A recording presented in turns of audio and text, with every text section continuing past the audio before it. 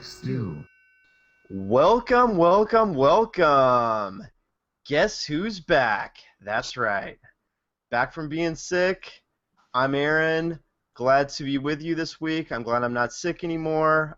This week we have a very special podcast because we are joined by not one, but two special guests.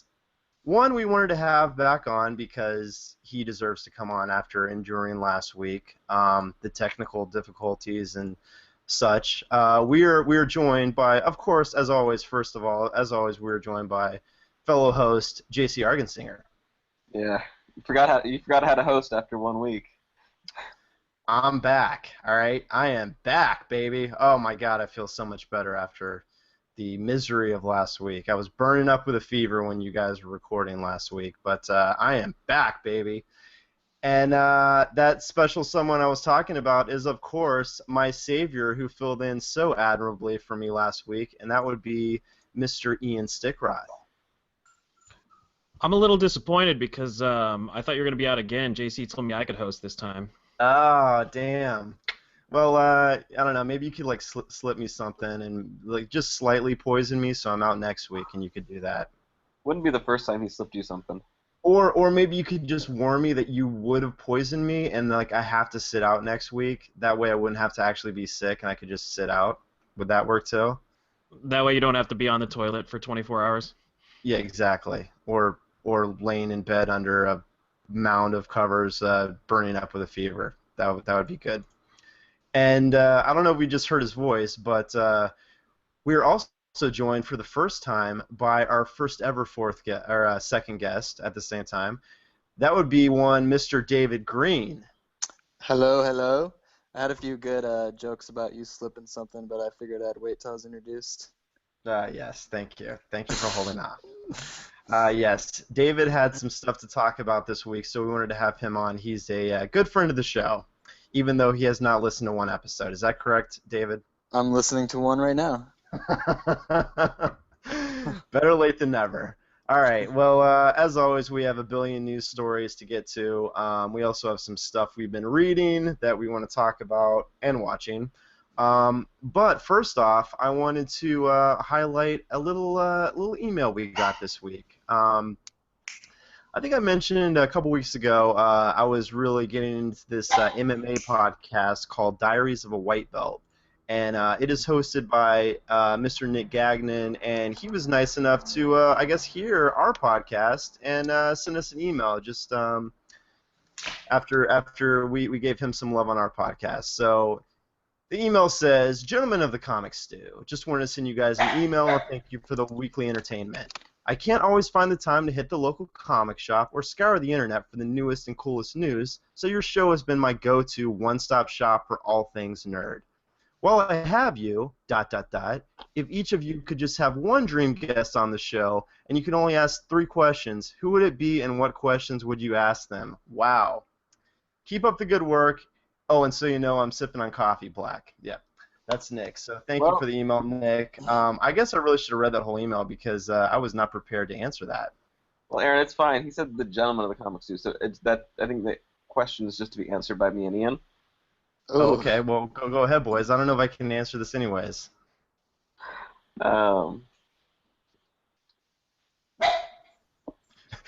I love it. JC makes a joke and then just stands up, doesn't have anything to say. No, nice one, JC. I wasn't sure if I was going or Ian was going. Dream guess, if I had one dream guess, it would probably be Kevin Smith. Okay. What would you want to ask Kevin? 3 questions. Yeah, it's kind of tough. What's a snoochie boochie? Not really. Let's see. The 3 questions is harder. Yeah. I mean, I could say, even though apparently I'm not a gentleman, but I will answer this, and I would say I would have my favorite writer ever, my favorite comics writer ever on the show. Well, actually, if I could have anyone, any dream guest, I guess maybe I'd want George Martin on. But since it is the comic stew, I think I'm going to keep it to comics, and I would say Jason Aaron. and I would just pick his brain wait, about you're- Scalped and his you have Marvel work. You have the opportunity for a dream guest, and you're gonna qualify it. Yeah.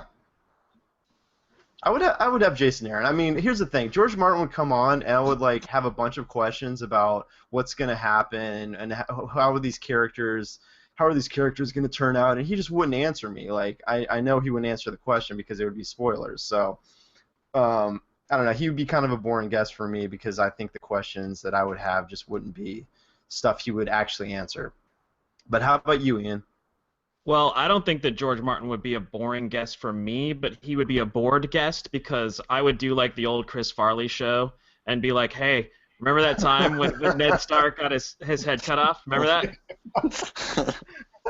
Yes. I know. I'd be the same way. Hey, that chapter you wrote in A Clash of Kings, that was awesome.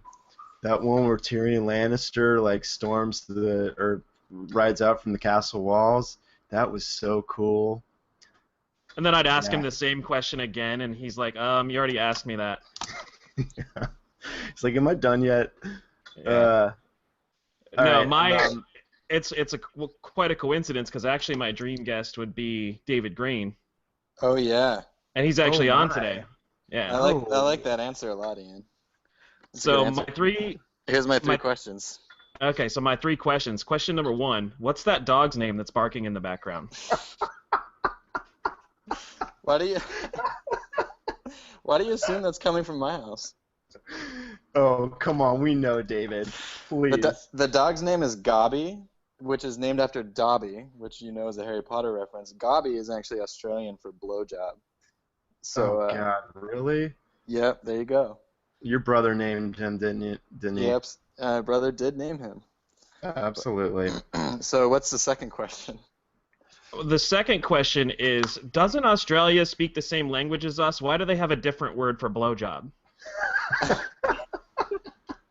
They have a different word for a lot of things. Okay.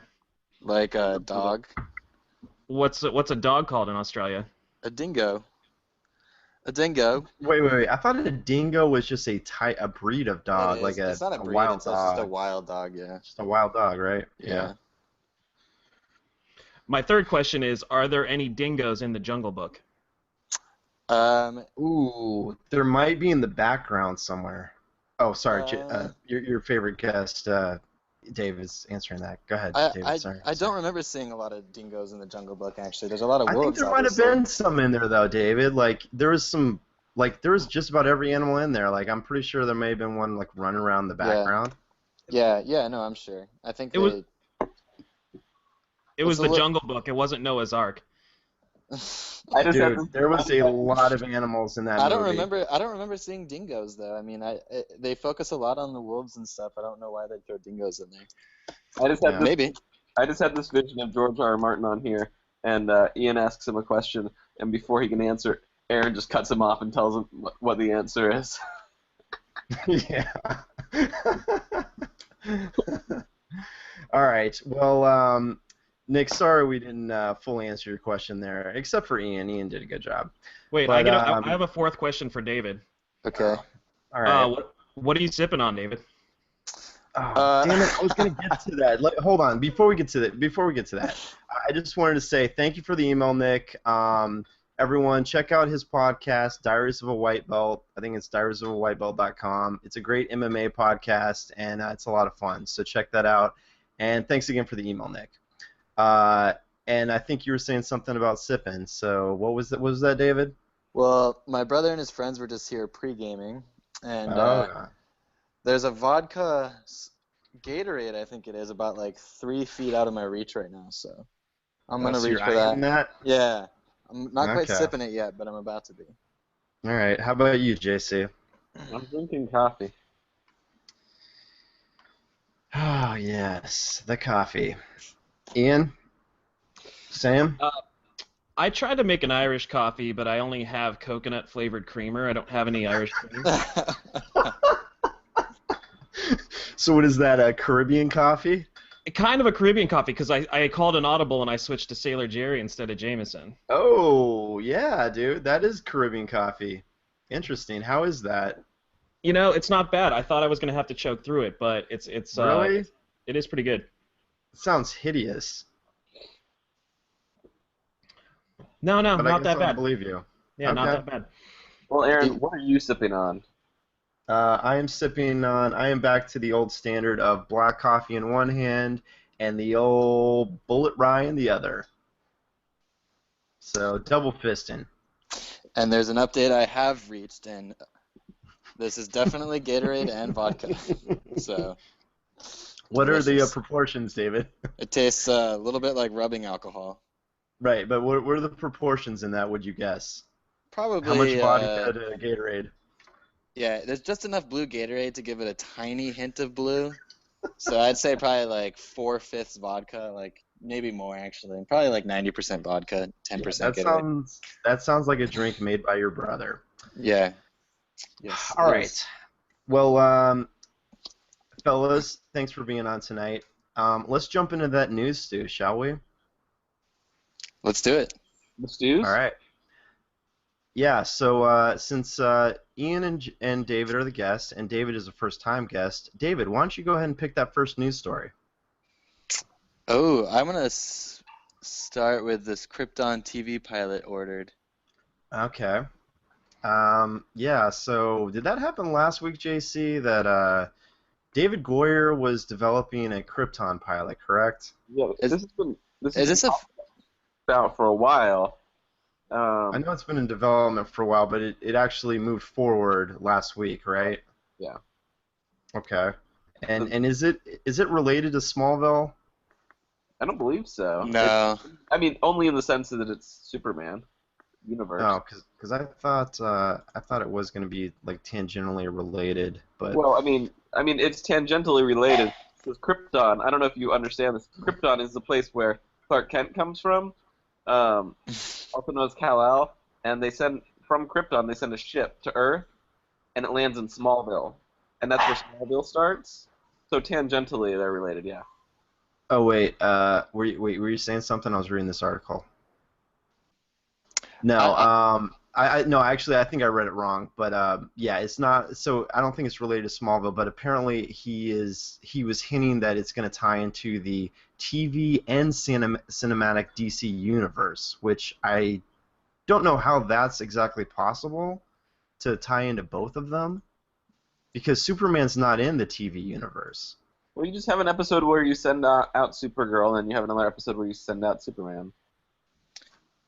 They have hinted at Henry Cavill and like Supergirl before, haven't they?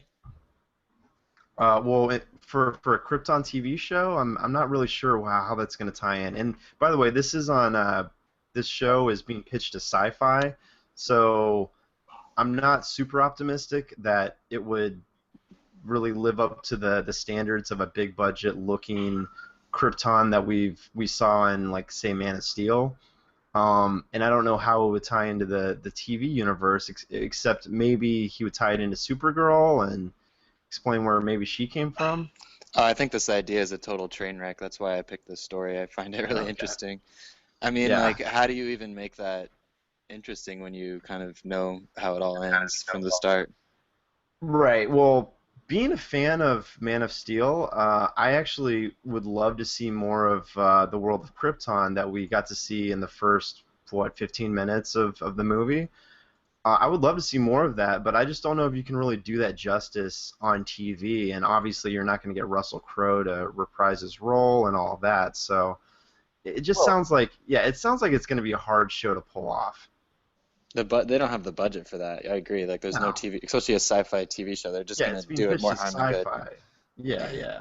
I like how Aaron's shitting all over Sci-Fi when like one of his favorite shows is on Sci-Fi and is Well, I don't know if you heard me, but I did pause a little bit because I was judging Sci-Fi based on the previous output, but I did remember that one of my favorite shows from last year was on Sci-Fi.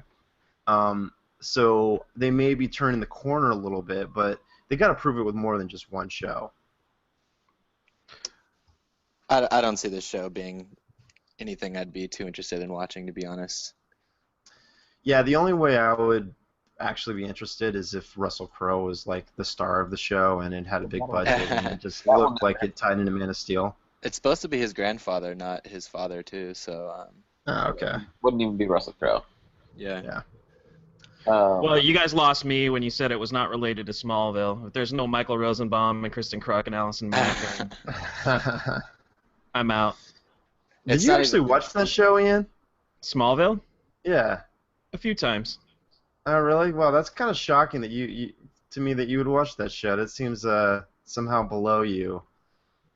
I'm not a Superman fan, but I did like those WB like teen dramas back in the day. Yeah, when Smallville was at its height, those types of dramas that was before TV like had its real renaissance. So those were the shows that people watched.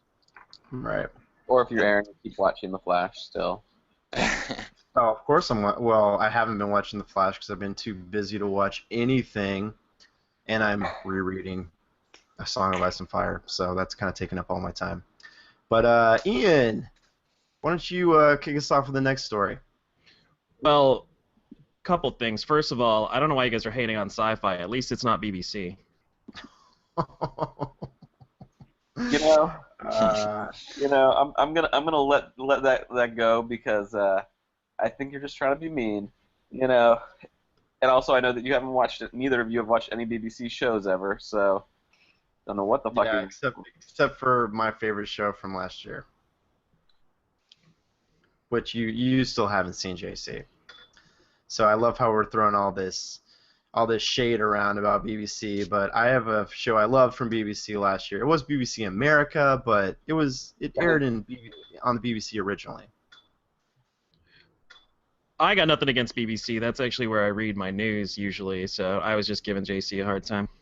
Of course you were. All right, what story you want to hit, Ian? Well, you should have picked me last because my story actually makes me want to just hang up on you guys and go watch all of the Bourne movies back to back to back. Ah. Oh, did we? Oh, shoot. You know what? Somehow I totally skipped over this story, and I did not watch the new Bourne trailer, but that is what Ian speaks of. This is the full-length, like, proper trailer, right? Because I think we had the teaser before. Yeah, I just watched it, and I don't even want to finish the podcast. I want to go watch Bourne. Okay, to recap, this is of course Matt Damon is back, and Paul Greengrass from the last two Bourne movies of the trilogy is also back, correct? It looked like it. I thought Paul Greengrass did the first Bourne movie. No, that was what was that guy's name? God. Oh wait, no, that was the guy who did like 28 Days Later, right? No, that was Danny Boyle. It's the guy who did that movie Jumper, and he's done a bunch of movies, and I cannot think of his name. But Paul Greengrass definitely did the last two Bourne movies. That was not that Jeremy Renner one, but like the last two of the trilogy. We're forgetting about the Jeremy Renner one, right? I mean, that was a... No, I haven't. Yeah, I haven't even seen it. I've never seen that one. Sorry. Doug Liman directed the first. Doug Liman, yeah. Yeah, just don't ever see the Jeremy Renner one. Was it that bad? It was pretty bad. Then I watched it because I happen to like Rachel Weisz. I would probably watch her read a phone book from start to finish. Yeah. But it was terrible. Kind of creepy, Ian. Well, that's too bad because the one thing that actually that movie had going for it was the writer of the Bourne trilogy actually was in the director's chair on that one, and he had directed other movies. I think he directed that Michael Clayton movie, which I actually liked. I didn't mind that movie, so I thought he might be a competent director, but I just didn't hear good things about it, so I just never got around to it. Was Michael Clayton the Liam Neeson one or the George Clooney one? George Clooney. Okay, and Tilda Swinton, or whatever her name is. Yeah, I think she was in it. Although I can't remember who the female lead was. I have to ask a serious question about this. Is he no longer like the Supreme Ultimate guy anymore? Because now we just get a first name. Like we've just explain this, Ian. What is going on with this trailer? Like, what seems to be the plot of this movie? Matt Damon remembers everything, and he kicks a lot of ass. And okay. I saw the trailer and I was really, really excited for the fact that it looks like there's a giant action sequence in Vegas, which is very like 90s action movie Con Air of them. Nice. And that's always gonna be a good scene. So hopefully most of it is just that. Somehow, though, I doubt Jason Bourne is going to be flying a full-size jumbo jet into the Vegas Strip. I could be wrong. I wouldn't be surprised. I think that would be a great homage to make. Oh my god, that would be amazing. There's a scene where he breaks the leg off of a chair and beats someone with it. The leg of a person or the leg of a chair? The leg of the chair. I'd be okay with either one. Seriously though, Ian, did it hint at all about like plot details? Like, because I don't think he remembers everything, but he remembered everything at the end of the third movie, correct? Yeah. Now this is. So there's some time that's passed. So what gets him to come out of hiding or retirement or whatever? Oh, I didn't know that time had passed. I just remember.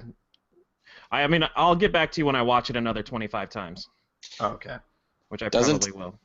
Don't all these films just have the same plot? Like he's just constantly after the antagonist that trained him to be some kind of assassin, and he's upset about being an assassin, and he's coming back for revenge. Basically. Well, yeah. The plot of the first three were basically he's trying to remember what's happening, and the people that trained him are out to kill him, and that's essentially the plot of the first three. But now that he remembers, I'm sure it's a little bit different. Probably. It looks like he's just going to kick a lot of ass, and I'm completely fine with that. Okay. Vegas action ass kicking is good with me. I think that'll be awesome. It does seem kind of like it's gone into like Die Hard territory, where we're just gonna make another movie where the main character who we like is gonna beat shit up.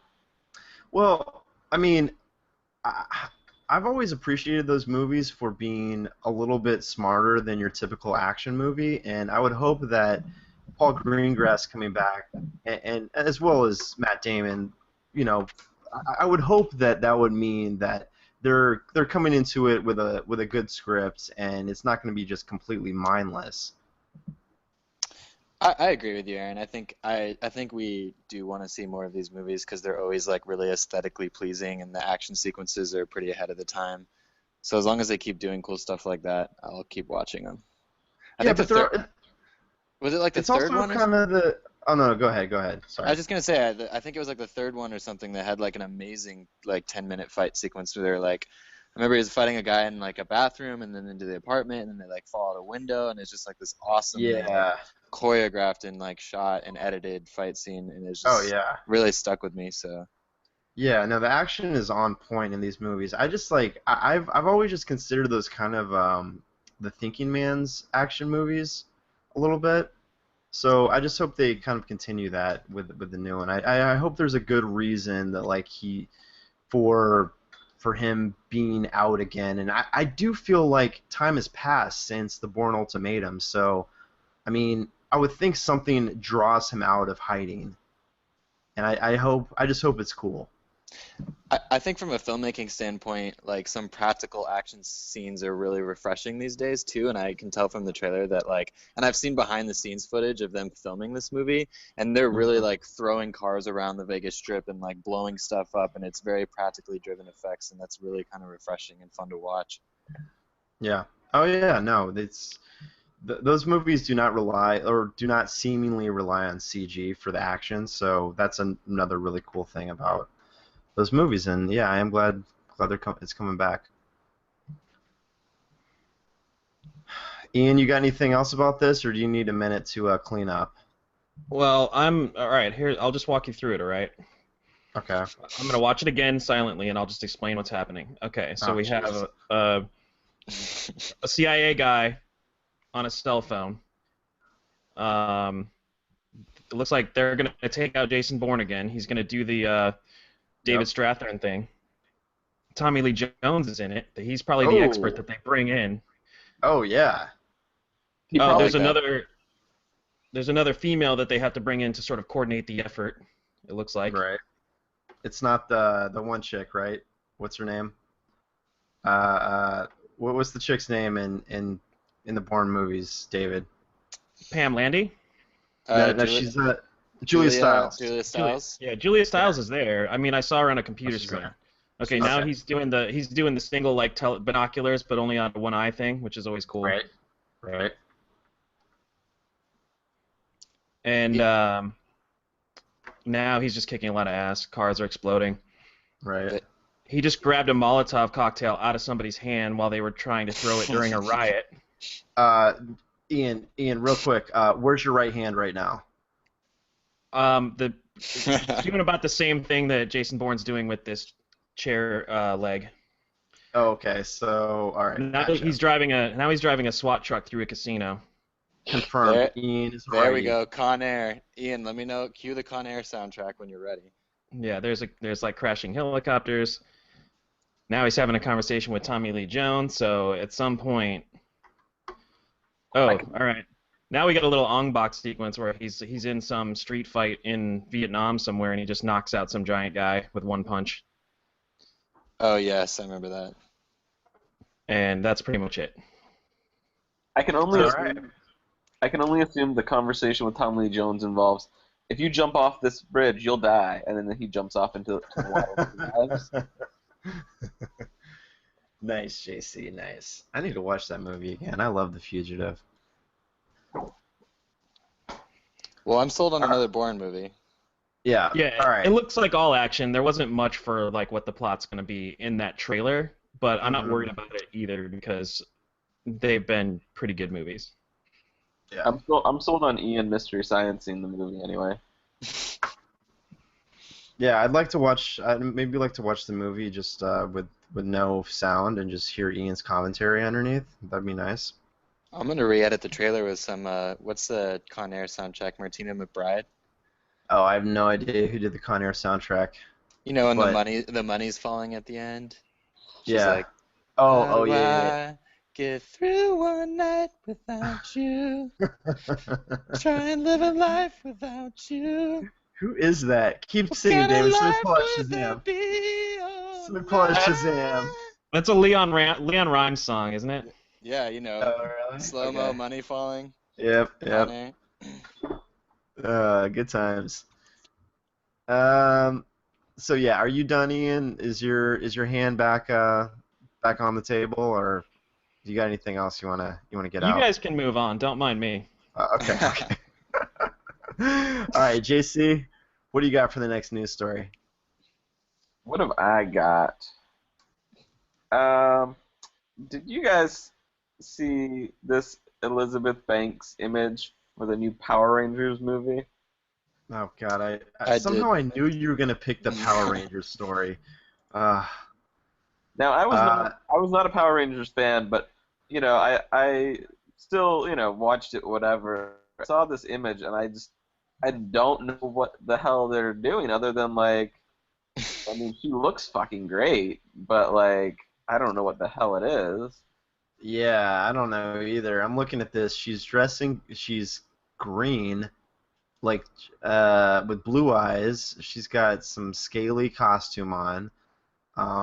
She kind of looks like the Borg from Star Trek. Yeah. Like she's kind of got that mechanical look to her. Yeah, it's like she looks like if 7 of 9 had raped Poison Ivy, and then that would be their baby. Oh, damn.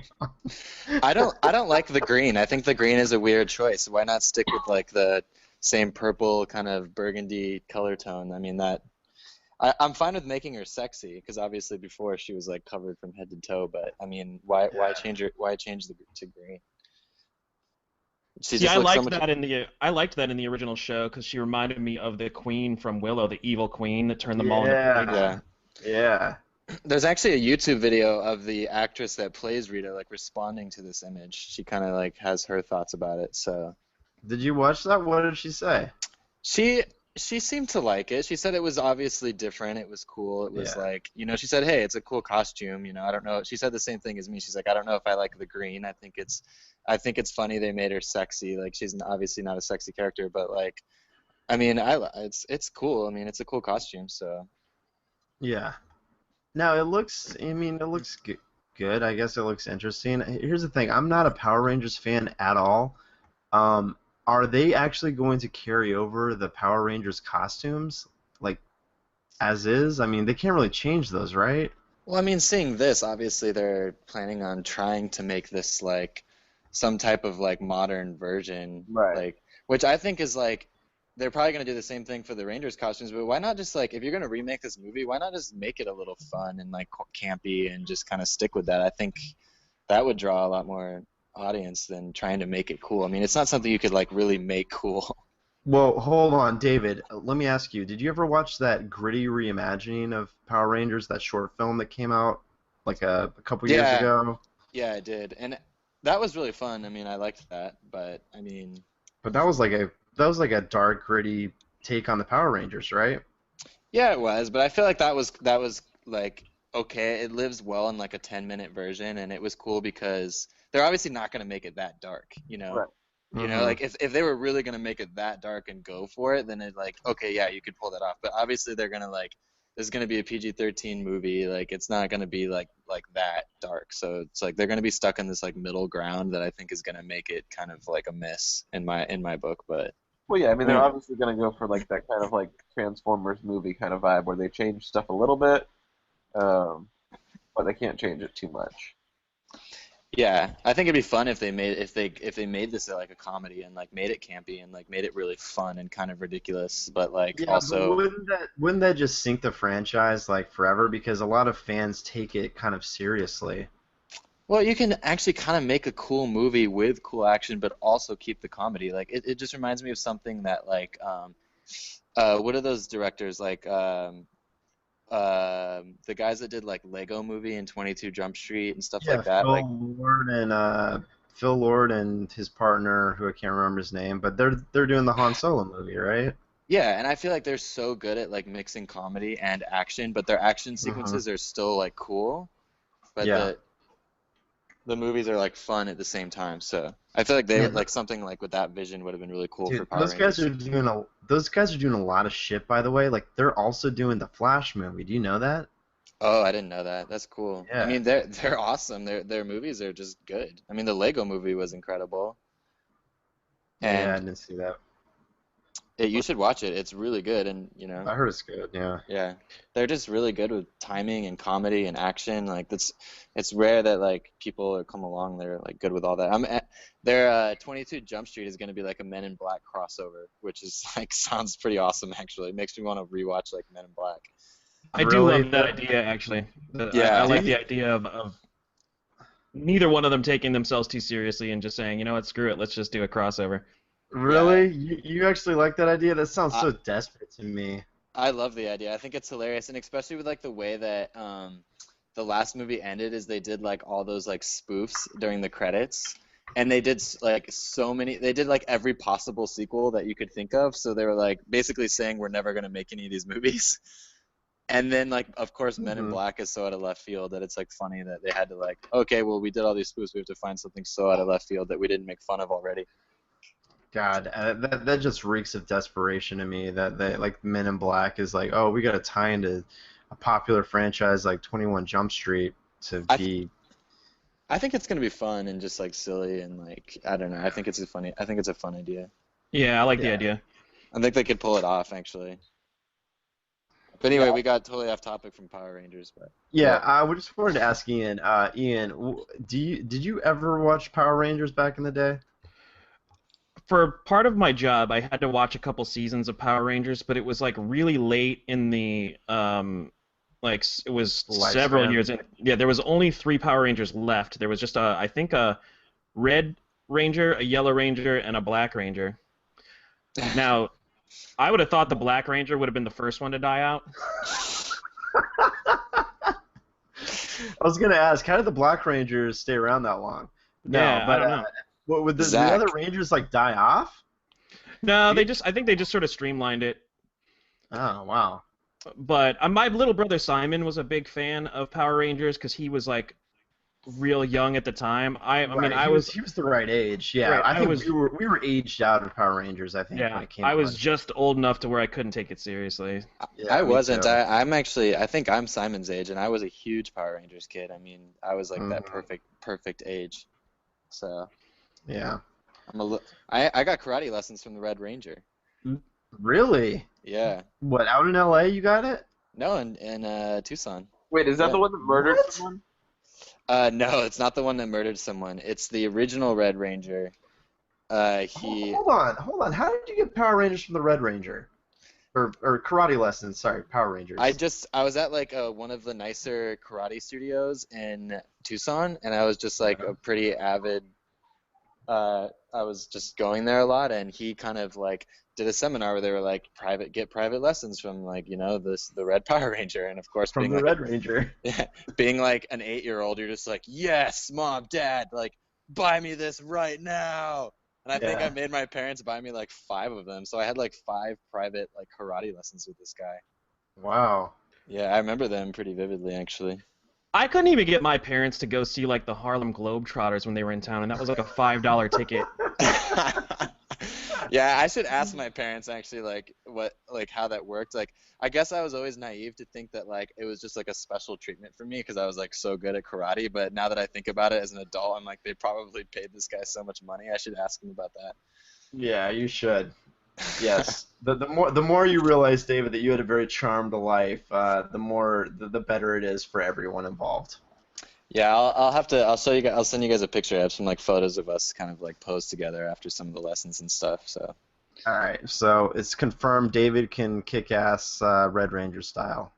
No, Yeah, I I was confirmed. I was old enough at the time where I recognized that Kimberly was pretty hot. Oh, totally. Oh, I did Everyone's too, first yeah. crush, yeah. Well, speaking of which, my only thing to add to that is I have shot one of the Yellow Rangers a couple times, so I have some photos of that too. Yeah, perfect. Is it true that Kimberly that actress pose for Playboy back in the day? I'm In her not prime? sure about that. I don't know. I This thought I one, remember. this one is not Kimberly though. This is like one of the various iterations. Yeah, like I was I talking think we to. all know that Kimberly was not a Yellow Ranger. Yeah, of course, of course. The Wait, Yellow what? Rangers are a little second rate. Those are like yeah. That's when the C team comes along, gets yellow. Aaron clearly doesn't know that. I don't know. I don't know that. If you're a hot chick and you want to be a Power Ranger, you want to be the pink one. If they give you the yellow one, they're basically like calling you a 7. Right. Who's the badass Power Ranger who like came on once in a while? And The he was, White like, Ranger? The White, was that the one who like he would show up once in a while and like Yeah. save everyone because he was such a badass? That was the Yeah. White Ranger. He was white. He was green and then white. Yeah. Yeah, I was gonna say he started out as green. I do remember that. Yeah, he was the Green Ranger and then he became the White Ranger. Is he the one that murdered someone? I think he's the one that murdered someone. Yeah. Yeah, I think it was him. I have to double check that. It was him. It was either him or the second Red Ranger that murdered someone. I think it was him, JC. No, I think it was the second Red Ranger. I mean, we should probably get that right before we start accusing people of murdering someone. That's true. Fair enough. I don't think it was the Green Ranger actually, but because I think I just saw like an interview of him talking about. I think a lot of the Power Rangers came out and talked about that rated R version, Aaron, that you were talking about. Like a lot of them spoke out against it. Kind of, they just said that, oh, this isn't Power Rangers. This is so violent. Blah blah. Power Rangers is for kids, and like they were like not really for it and stuff like that. I think they were just trying to be relevant. Right. And to be clear, Right. I'm not as much worried about slander, but I don't know for sure that guy's in jail yet. So Okay. He was a Red Ranger. Okay, so I think it was the second Red Ranger then. On Power Rangers Samurai. Yeah. Oh, that's like the third or fourth Red Ranger then. Because the second Red Ranger, his name was Rocky. I remember that. It went from Jason to Rocky. All right. Well, we've talked about 3 news stories. Do you guys have anything else to say about Power Rangers? Because I was just going to do mine and move on here. But anything else Power Rangers related? Well, one last thing. I will say, let's not forget that there already was a Power Ranger movie that was made, and it's actually not bad. I think everyone should rewatch it and enjoy a little Ivan Ooze. Okay. Yeah, I'll get right on that, David. It's fun. It's a good movie. All right. Aaron, Everyone David's age or younger watch that because I think anyone older than David probably won't care. That's who everyone's Uh, comparing the new X-Men villain to, is Ivan Ooze. They said it looks like Ivan oh, Ooze. really? Oh, Yeah. that's ironic because the story that I chose actually is about X-Men Apocalypse. You were talking about Apocalypse, right? Yeah, see, man, I gave you a segue. I'm a Yeah, professional there we already. go. Nice segue. Yeah. Damn, you're doing a great job on your first appearance, David. Thank Look you, at thank you. you, Look at thank you. you. You drinking that Gatorade and vodka right now? You know it. You Is mean it the going vodka down and Gatorade? smooth? No, not at Yeah, all. vodka This is like Gatorade. poison. No, no, no. Well, my bourbon's done, so I might need to get up and do this. But I wanted to bring up this story because we got the final X-Men trailer that dropped this week, and I guess it's really a lot of stuff we've already seen before. I mean, there's not really a lot to talk about except for a little footnote at the end. We got one shot of a certain someone coming back, and I think we all know who that is, right? Right, JC? Yeah, the least surprising character to be in the movie, I Wolverine. knew Wolverine was going to be in this movie. I just knew it, so it's not a surprise.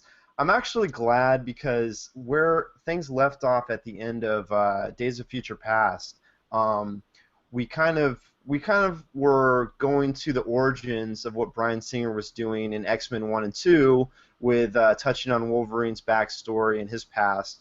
And if we can completely put Wolverine origins aside, it would be nice if we got a little Wolverine coda of him like maybe breaking out of Weapon X and just doing it right in this movie.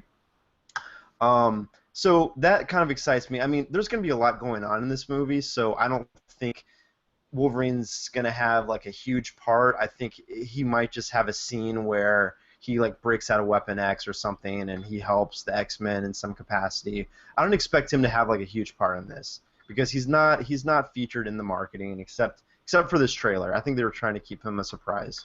Um, I do think it's interesting how if you look through most, I mean, correct me if I'm wrong, but I don't really recall too many X-Men stories where Mystique is a big character, but like the main driving thrust. But they realize, oh, it's Jennifer Lawrence, so she's the lead of the movie now.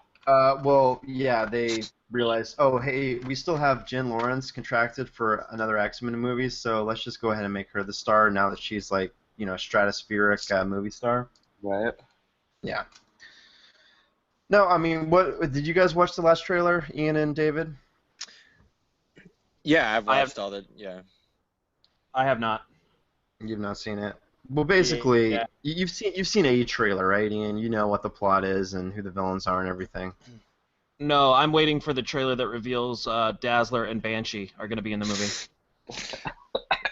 What about Cable, Well, man? That'd be cool. Banshee was in the first movie, or he was in First Class. You saw that, right? Maybe. Yeah, you did see that. You saw that with us at the Vista. Yeah, you saw that movie, Ian. So, like, yeah, Banshee's already been in the films. Is Kitty Pryde in that movie? No, she is in X-Men 3, which we don't speak of.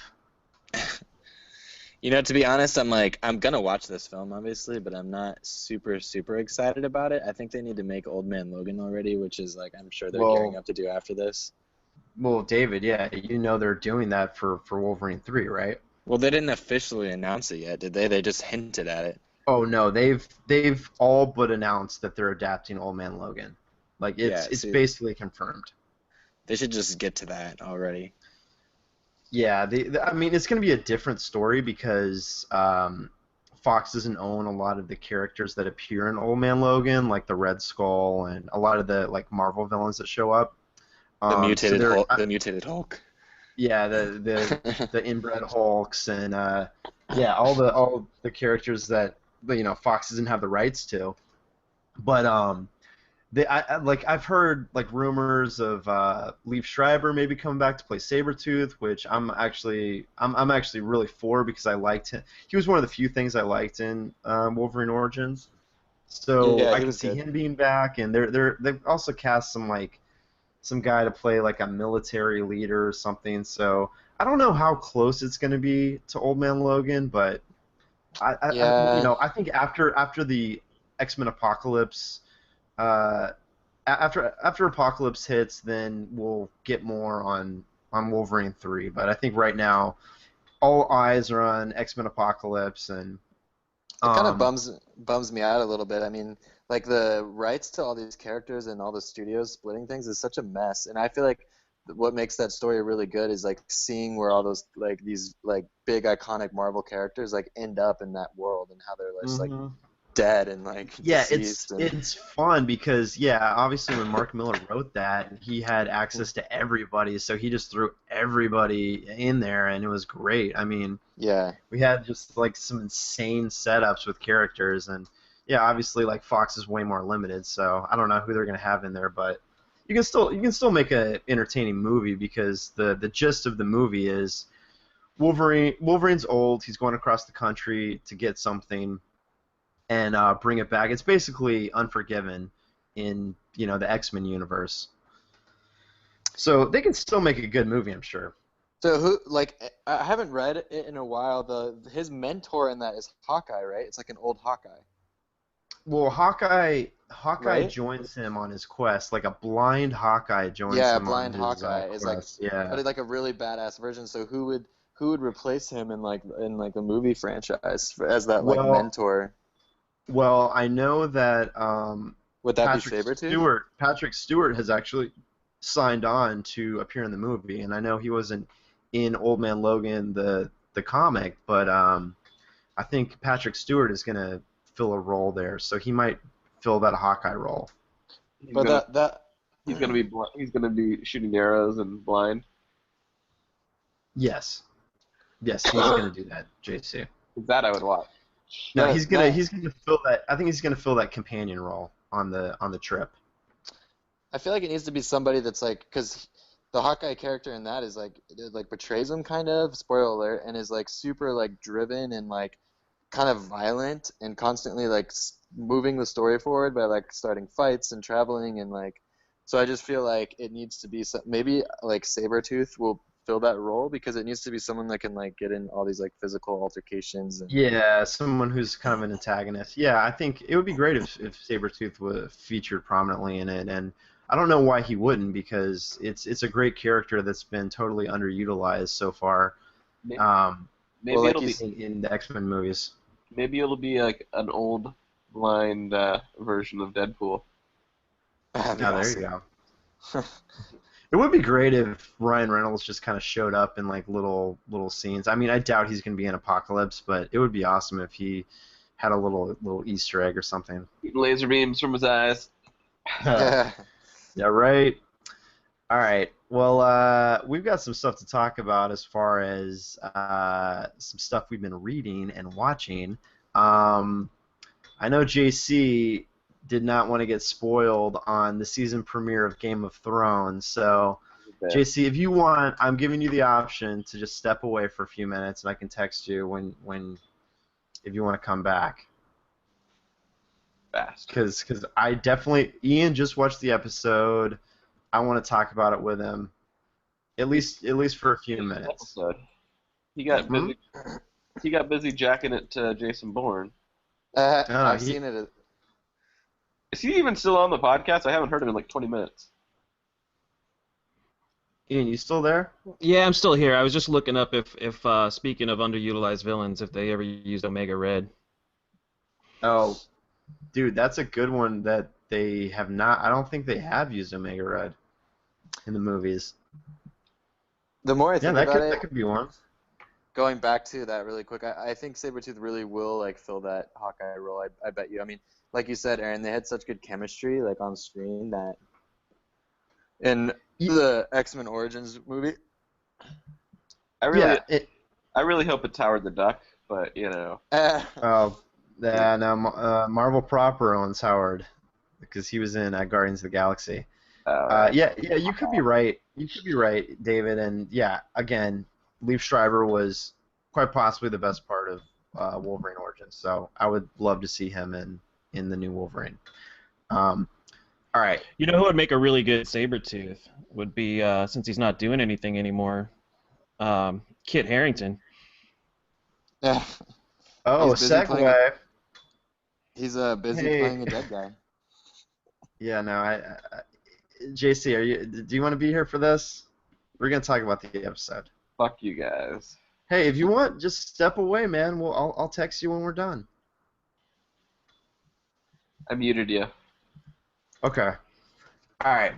So, moving on, we are going into some spoiler territory for season 6 of Game of Thrones. The premiere episode aired on Sunday, and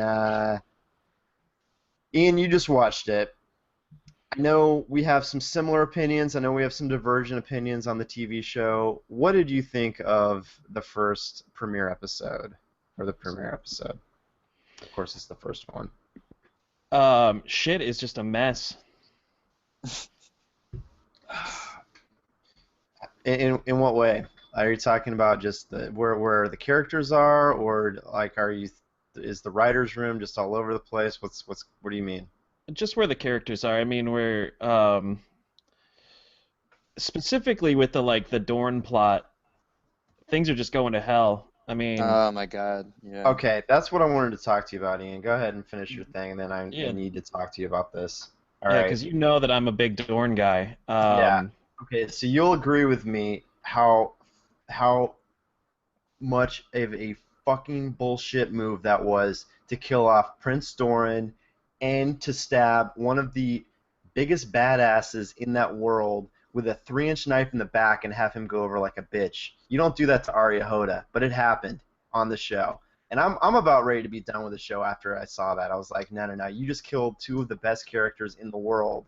And no, by the way, no one realizes they're great characters because the show cannot treat them properly. But they just get killed off like a couple of little bitches, and that's it. Yeah. Well, I don't know if that 3-inch knife did bring down Arya Hota. I still think that it's possible that he may have survived. Oh yeah, well, just like I'm holding out hope that Stannis is still alive, but I don't think that's the case, dude. That's definitely not the case. No, I read up on it this week. I guess he is actually dead. Yeah, he's gone. They didn't show it in the finale because I guess it was like too gratuitous, so they just cut it. But he's pretty much dead. I think that was silly, by the way. What, to kill Stannis? No, to not show it in the editing. It's like you showed everything else, like in complete Right, well, detail. the rules of TV are if you don't show them actually being killed, then there's a chance they're still alive, so... Yeah, and then you leave that... gone ahead and shown it. Yeah, and then you leave that ambiguous. It's like, why would... Right. After everything else you've shown, like, graphically, you leave that ambiguous when it's like... Well, when Sansa and Theon were saved by Bran, oh my god, I was so hoping that, like, Stannis would be on a horse in the back, like, tied up or something, and, like, she just brought him along. Like, I was really hoping that was going to be the plot in this season with her, is, like, she's, like, kind of... Like, Stannis was going to redeem himself in the eyes of Brienne and in the eyes of the audience by doing something in this season, but that's obviously not going to happen. Yeah, enough pipe dreams. All right, let's go back to Dorne. Yeah, let's go ahead.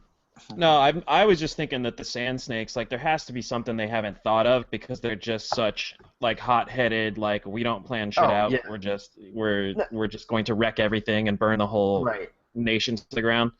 Right.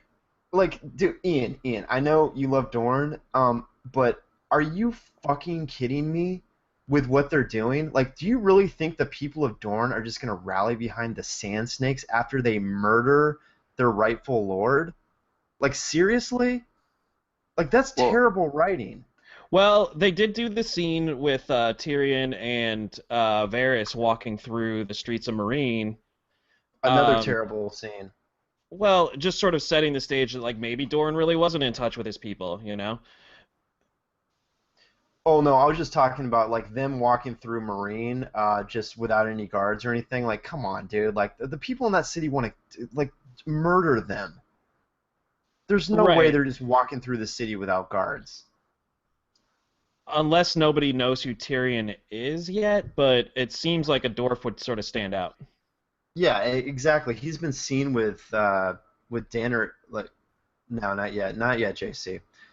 He's been seen with Daenerys like plenty of times. So like, yeah, he I don't know why he thinks he can just walk around the city and not worry about anything.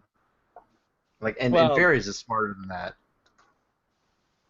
yeah, I mean, all those things aside, I think, maybe the people of Dorne will rise up. Maybe they were really pissed at Dorne. I mean, we don't know. It's not the same as it was in the book. So Yeah. all I can hope for at this point is that they just kick some ass and maybe get naked a few more times.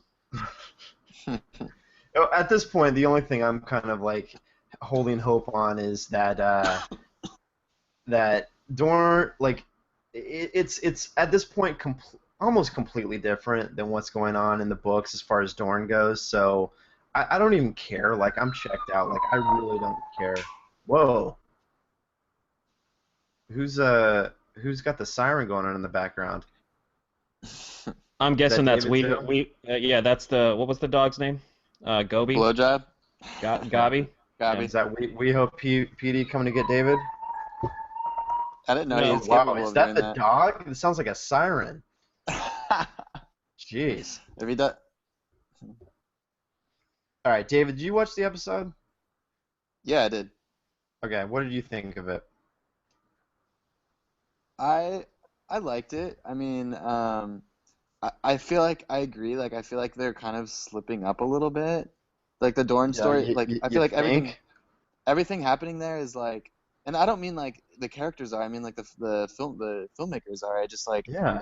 they're rushing through that story when like there's a lot of good characters there, and even like the ending scene, like the big ending scene with the with the whole like necklace thing. Like I don't know if you saw all the articles, but that was like a big plot hole because she's had the medallion thing like off her neck before and like not looked Hmm. old. So Right. it's like they're just not being very careful and they're like rushing through and I don't know, like I feel like this is the time to be the most careful because it's like you're going past like the book material, so you should be like really focusing on making this perfect at this point.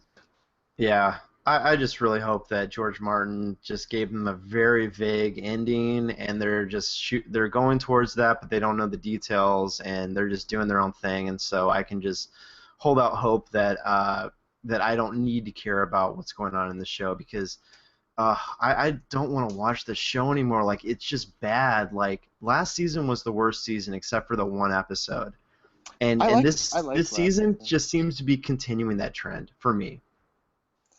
I liked last season. I mean, it's hard to say. We've only seen one episode, and like it's the first episode of a new season, so they're like trying to cram in all the characters and like I think it's real. I think what's really cool is like what's happening with like all the loyalty guys of like Jon Snow like locked up in that room, and Yeah, but like nothing happened. Nothing happened. Ugh. but I like that they're building that up. Something is going to happen, and I'm really excited to see that fight. I think that's going to be great. Like. Yeah, maybe on episode 8 we'll get something actually happening. Maybe the door will open. Maybe they'll open the door at episode 8. No, I'm being facetious, but we are going a little bit long. We want to keep it around an hour, so we need to move on. I'm going to bring JC back in here. Took you guys long enough. All right. Okay, so I think we read some stuff this week, did we? At least some of us did. I mean, I did. I don't know if you did. What did you read, JC? You didn't put it on the doc.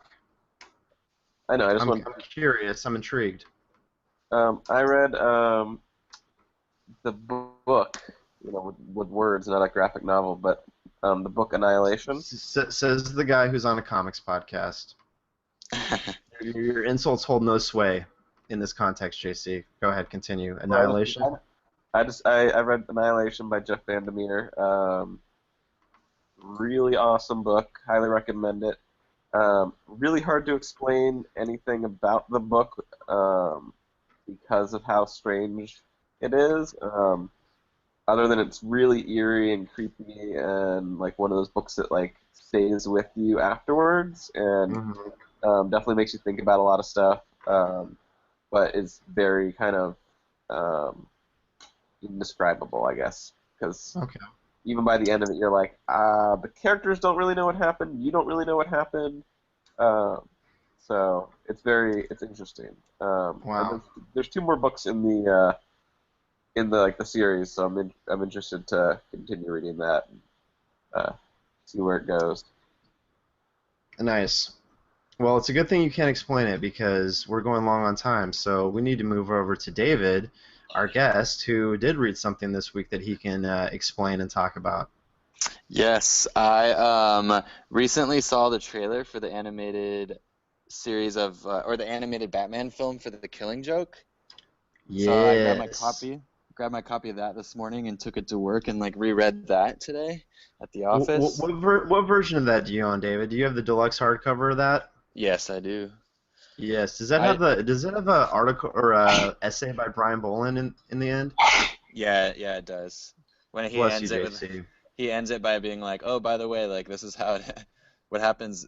I'm gonna explain the ending finally," or something like that. I haven't read his ending his essay in a while, but he's like, "I'm finally gonna explain the ending," and then What does he say about that? Oh, he doesn't? he cuts. He's It's so like, nebulous.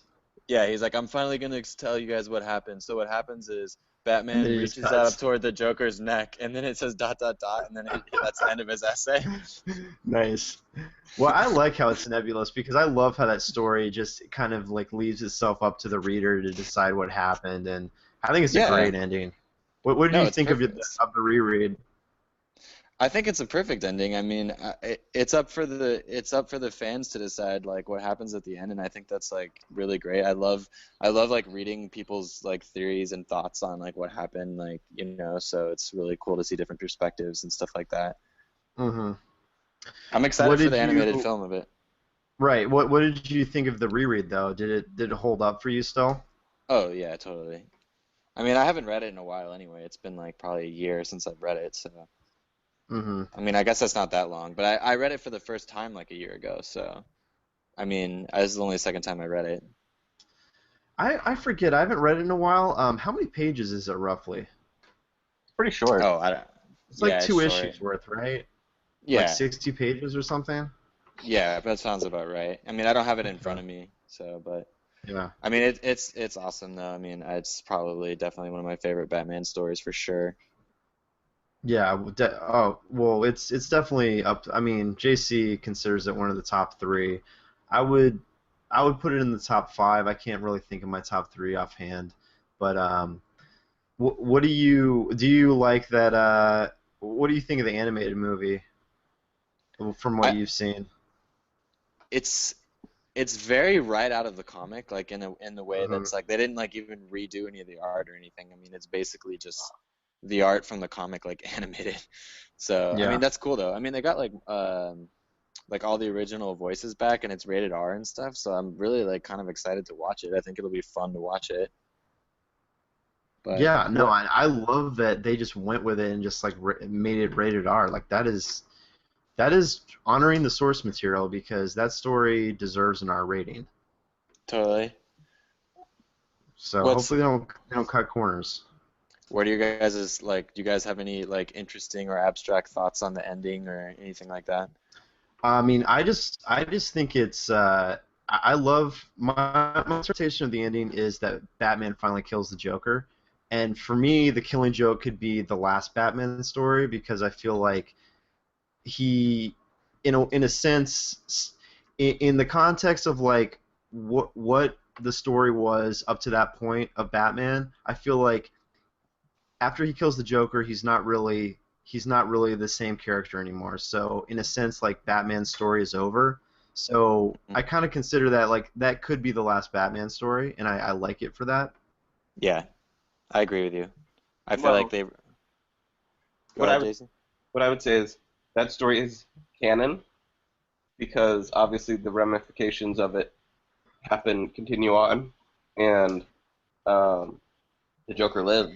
Yeah, but that's more okay, certain things from the story carry over, but you can still the story was meant to be a standalone product, and obviously DC kind of made it part of continuity because it's a great story and they wanted it to be part of continuity, but I think you could read the story and make up your own mind. Oh, for sure. I was just being contrary. No, I know. When I read it, I take it as I agree with you, Aaron. I take it as the Batman like finally killed the Joker, and that's like the greatest and last like story of Batman is. Now, and you know, if the theory holds true on the movie side, I think that may have happened also in the films with Batman killing the first Joker, and I think the Joker we see in Suicide Squad may be a different Joker, a younger Joker who could very well be, dare I say it, Jason Todd. That's a theory that's out there, and I kind of like it makes sense to me, but like the Batman who kills, like, I really hope I see the story in the films of what was Batman's first kill, because obviously he has no qualms about killing now. I think we saw that definitively. I mean, there's So no confirmed kills in that. We saw that definitively in Batman vs Superman. I mean, Are you shitting me? There's as many kills in that as there are in the Nolan movies. But hold on, JC, hold on. He shoots a guy's jetpack and blows him up. How is that not a confirmed kill? I mean, he could be okay. He uses guns. I mean, dude, no. He's a killer in this movie, and that's fine. I'm fine with that. But I want to see the story of, like, what was Batman's first kill, because I'm pretty sure that as a younger Batman, he was following his code of not killing up to a certain point. And I would love to see the story of what was his first kill, and I think it would have to be the original Joker. I like that theory. Yeah, and I hope that's the story we see in the Ben Affleck movie. The Ben Affleck directed film. I don't think that the Joker in Suicide Squad is like a different variation on the Joker. I think it's the Joker. I think maybe that Joker gets killed by him. That could be plausible, but I don't think it's like. No, because Suicide Squad happens at the same time. I don't think DC is putting that much thought into the movies, to be honest. Like I wasn't. I'm sure you guys have talked a lot about, Batman vs Superman already, so we won't get into it. But I will say, like, I was not a very big fan of that film. So. Really? Yeah. That actually surprised me, David, because we went and saw Man of Steel together. We held hands. We sat by each other. I stroked your knee a little bit, and we both really enjoyed that movie. Yeah, I was totally fine with Man of Steel. I enjoyed a lot of it. I feel like this. Say it again. Who was holding the popcorn with the hole in it? Oh, I had it on my lap. Yeah, David did. Yeah, David did. Extra butter. Yeah. Oh yes, there was some extra butter. No, I just I just really didn't enjoy this movie. Like I feel like it had a lot of great things and a lot of terrible things. I feel like a really good editor could fix this movie and make it like a way better movie, but I feel like it had a ton of issues. I could completely tell that the studio is like rushing toward the Justice League and just like not taking their time with like the character development and with their stories. They're just like, oh my god, we have to make the Justice League. Like look at what the MCU is doing. Like we have to get to it when it's just like the Batman standalone movie should have happened, and then like Batman vs Superman, and then the Justice League maybe. Like it's just like they're just whack. I feel like they're just like rushing so many storylines and. Yeah, and that's fine. I mean that's valid. I'm not disagreeing with you. I'm fine with them kind of taking this approach, because I think we're gonna get some movies afterwards, and it's gonna fill in the gaps for us, and I'm fine with it going this way. But we are running long here, so I don't want to get into another deep dive of Batman vs Superman. Although I am glad that I know your opinion now, David. We'll talk more about that later. Yeah.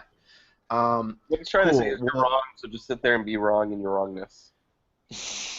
No, actually, his opinion's valid. I mean, I don't disagree with him. I just enjoyed the movie for what it was, and I do agree with some of the stuff you said about the editing, David. That's why I'm really looking forward to the Ultimate Cut when it comes out. Apparently, that's going to have 30 extra minutes. Well, and what you were saying the other day is originally it was like a 4 hour.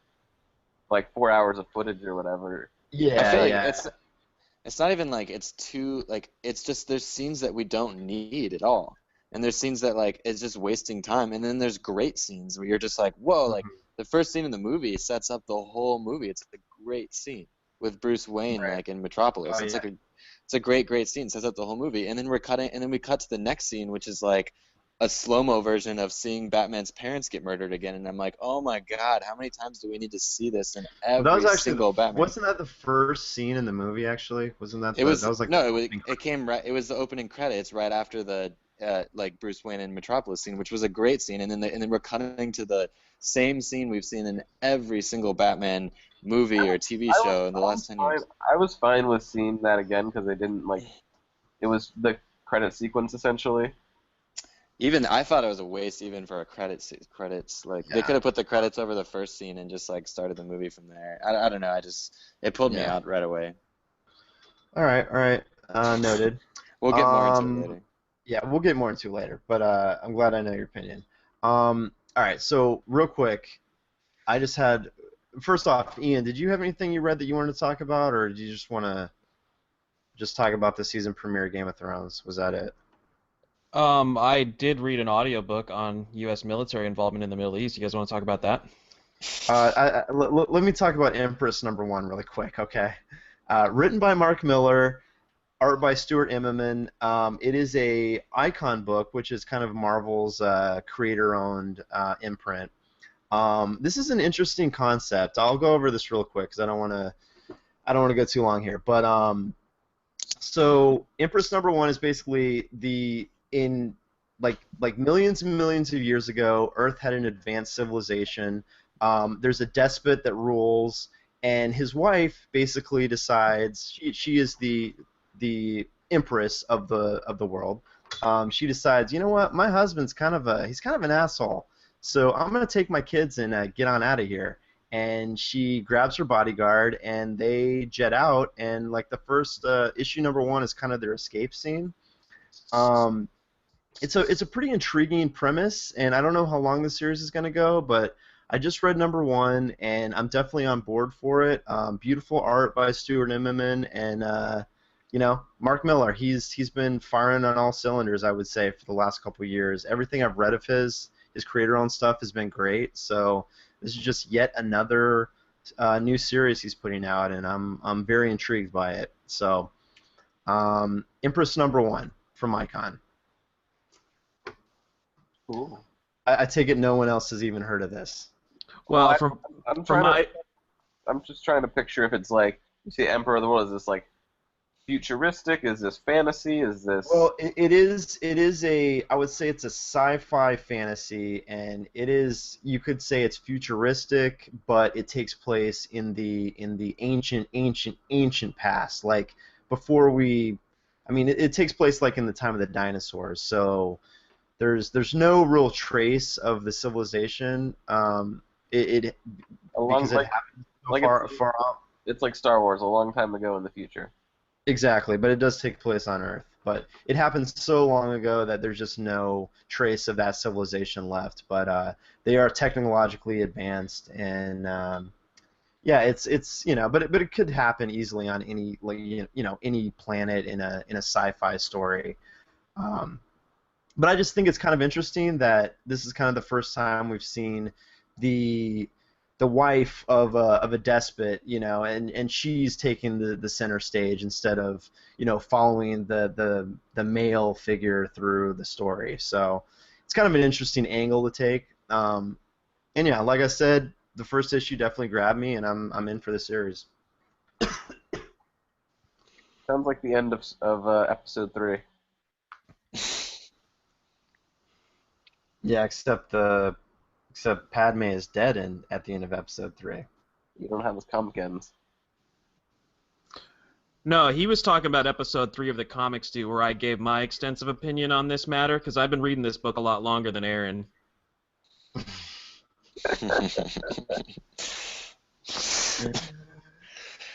Well, on that note. No, yes. I'm always down for a good story about a woman taking her kids and getting out of a bad relationship.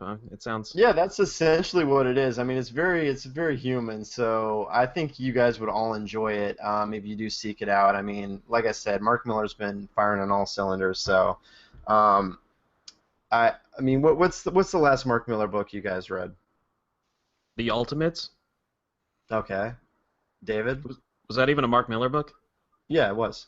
Oh, good job out of me. Yeah. The Ultimates? What was it, an Old Man Logan?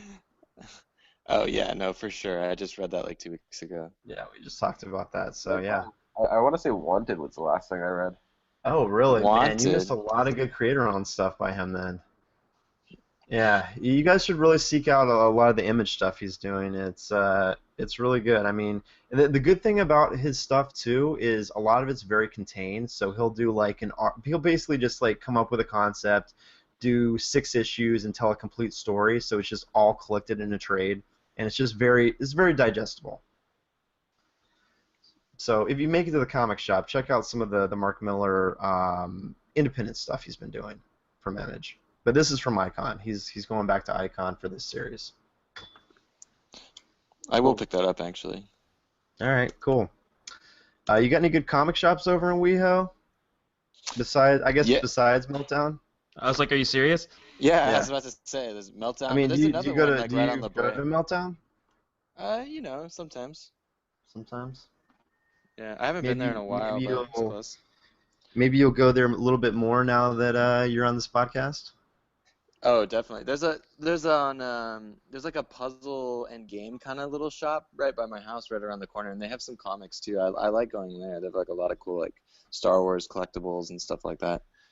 Cool.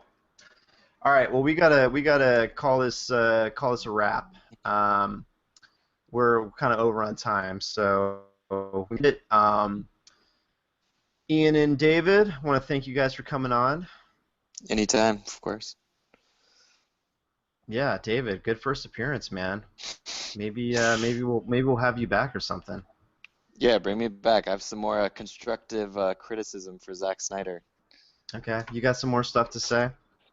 Yeah. All right, good. Well, we will definitely have you back. Ian? I was just gonna say it was almost as strong as my first performance back on episode 3 when I talked about Empress #1. Ah, good stuff. Good stuff. Good for you. All right, JC, I know you got to go to work. You got any parting words? I'm really excited to talk about the first episode of the new season of Game of Thrones next week. Great. Well, I don't know if I'll be watching the second episode, so I'll talk about the first episode Aaron told with me you. he wasn't going to watch the first episode, so I didn't watch it, and then he went and watched it. Wait. When did I say that? I never said that. Like, for months and months, as soon as you heard that the book wasn't going to be Oh, out. jeez. No, I was thinking about not watching it, but then I literally told all of my friends, like, okay, I might as well watch it because I'm going to get spoiled anyways. It's going to be impossible for me to not get spoiled. So I might as well just watch the show. That's our podcast, folks. All right, cool. Yes. People, thank you for joining us. You can check us out at thecomicstew.com. You can email us like Nick did at thecomicstew@gmail.com. Follow us on Twitter at thecomicstew. And you can even check out JC's Instagram at JC Argensinger. Right, JC? Yes, sir. David, you got anything to pimp? No, you can find me on Instagram, same thing, Captain Green, Greene. And we can find the TV shows you edit on what channel? On the coffee. What show are you doing? Sorry. Are you back on Ninja Warrior? Yeah, I'm doing Ninja Warrior. We're featuring a Red Oh, yeah. Ranger this season, so there we go. It ties into the brew. So To the one, good the times. one who murdered a person? No. This is the current Red Ranger. I'd have watched it if it was the murderer person. Yeah, that would have been good. Ian, you got anything you wanna pimp? I'm not really much of a social media guy. Yeah, I know. You can find him Cool. on PSN though. Yes, yeah, you can find him on PSN, occasionally streaming some Destiny stuff. And speaking of that, let's go play some Iron Banner, shall we, Ian? Yeah, I guess I can do that. Okay, cool. All right, well, thanks for being with us, people. We will see you next time, and we'll be having some more guests for you. And hopefully we'll be having David and Ian back very soon. So for JC, I'm Aaron, and we will catch you later.